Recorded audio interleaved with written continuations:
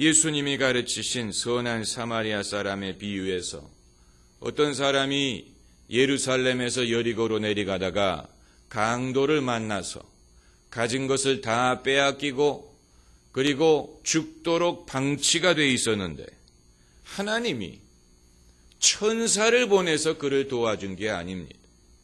하나님이 무슨 기적을 일으켜서 그 사람을 도와준 게 아니고 선한 사마리아 사람을 보내서 그 사람을 도와주었습니다. 선한 이웃이 있었다는 사실이 하나님이 그 강도 만난 사람을 잊지 않았다는 증거가 되는 것입니다. 물론 제사장과 레위인은 보고서도 지나갔지만 지나가는 사람도 있었지만 불쌍히 여기고 다가가서 도와주는 선한 이웃이 있었어요.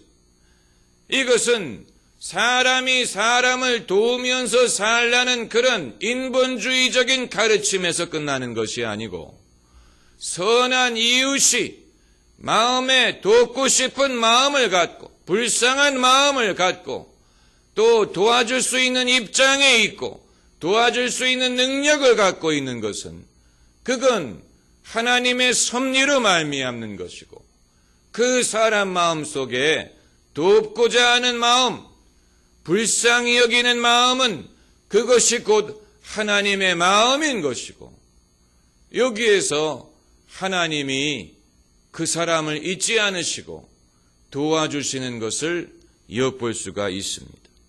거기에서 하나님의 손길을 느낄 수가 있는 것입니다.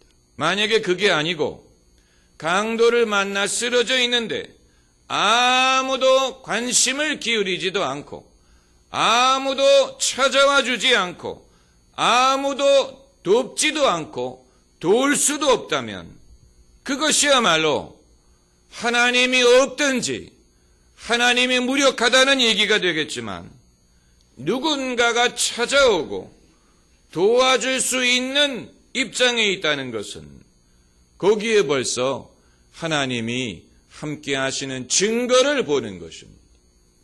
열왕기 상을 보면 바알의 선지자들이 하루 종일 뛰놀면서 바알의 이름을 불렀는데 아무도 듣지도 않고 아무도 돌아보지도 않았다고 했습니다. 그 이유는 바알은 존재하지 않기 때문에 그런 것입니다. 바알은 도와줄 수가 없기 때문에 그런 것입니다. 그러나 누군가가 돕고 도울 수 있는 능력이 있고 도울 수 있는 마음이 있다는 것. 여러분 거기에 벌써 하나님이 하시는 일을 우리가 볼 수 있어야 됩니다. 만약에 어느 부모에게 자식이 많이 있는데 그 중에 한 자식이 경제적으로 어려운 형편을 만났다고 하더라도 그에게 형편이 넉넉한 형님, 누님, 또 동생 이런 형제들이 많이 있다면 그 부모님은 별로 염려하지 않을 것입니다. 왜냐하면 형제들이 도와주기만 해도 그 문제를 해결할 수가 있기 때문이. 그게 아니고 형제도 없고 누이도 없고 도와줄 수 있는 형제는 아무도 없고 자식 하나뿐이라면 그렇다면 부모가 염려할 것입니다.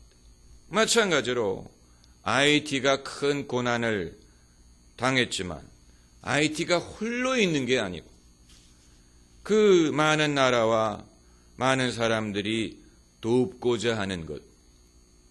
여러분, 우리는 사람이 사람의 문제를 해결할 수 있다는 그런 생각을 하기가 쉽지만 원래 사람은 사람을 도우려는 마음을 갖지 않습니다.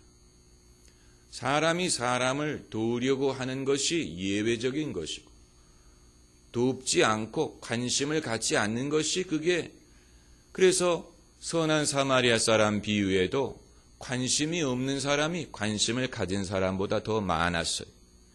제사장과 레위인은 지나가서 2명이 지나가고 1명이 관심을 가졌어요. 거기에서 어떤 선한 인간의 선한 면, 그리고 그 선한 면은 결국은 하나님으로 말미암는 것입니다. 어떤 사람들은 이러한 재난이나 비극을 접할 때 이런 일을 보니 하나님이 없다는 얘기다, 이런 말하기를 좋아합니다. 세상에 선한 사람에게 나쁜 일이 생기는 것을 보면 하나님이 없다는 얘기다, 이런 주장하는 사람들이 많이 있죠. 저는 그런 사람들에게 이렇게 대답을 하고 싶습니다. 당신이 그렇게 생각하는 것은 자유지만 정작 고난을 당한 당사자는 하나님을 원망하지 않고 하나님에 대한 믿음을 유지하는데 당신은 무슨 자격으로 구경하는 사람의 입장에서 하나님이 있다 없다 이렇다 저렇다 말하느냐. 정말로 그렇습니다.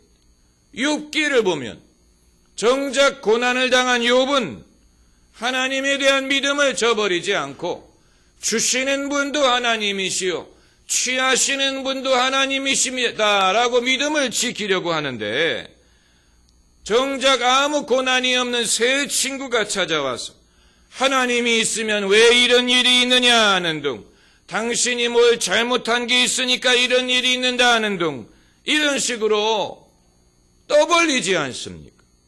여러분, 이것이야말로 교만이요, 지적인 허영인 것입니다.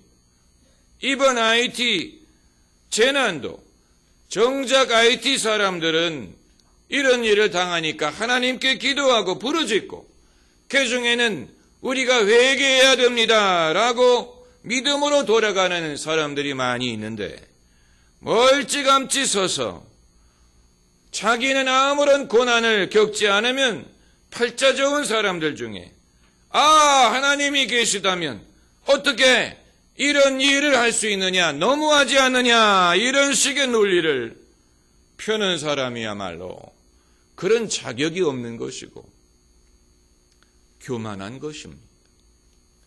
2차 세계대전 중에 아우슈비츠 수용소에서 살아남은 사람들 중에는 프랑클 박사처럼 오히려 그 고난을 통해서 신앙이 깊어지고 신앙의 힘으로 절망을 이긴 사람들이 많이 있었습니다.